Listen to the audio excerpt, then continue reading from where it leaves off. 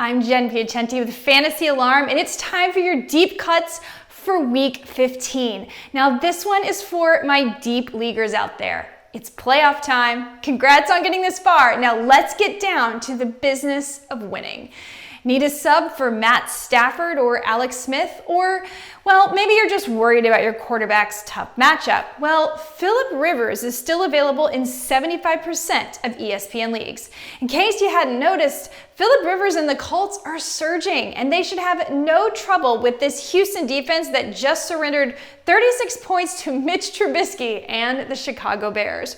Rivers is coming off a game where he threw for 244 yards with 2 touchdowns, and 2 weeks ago when he faced this same Houston team, he threw for 285 yards and 2 touchdowns with a completion rate of 77%.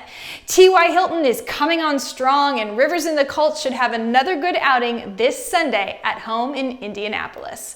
And speaking of Mitch Trubisky, he is also available in 75% of ESPN leagues. Since returning in week 12, Trubisky has thrown for an average of 258 yards per game with 2 3-touchdown games and another score in there. This week, Chicago faces off versus a Minnesota secondary that has allowed the most points to opposing wide receivers so far in 2020. I'm going to look for Trubisky and Allen Robinson to connect again this Sunday. Now, let's talk defense. Here's a deeper pick for you. The Arizona Cardinals. Now, this is risky, but last week we saw them deliver big time versus the Giants, and this week they're facing the Philadelphia Eagles, followed by the Niners in week 16.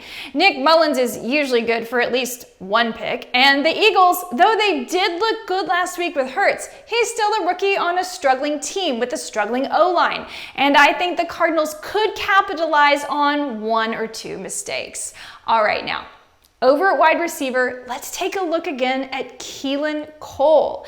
Now that Mike Glennon is out and Gardner Minshew is back, we will likely see Cole getting a few more looks.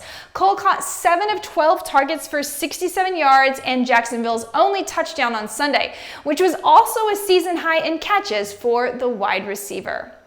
Now, Chad Hansen is a deep ad I talked about last week, and I still like him for this week.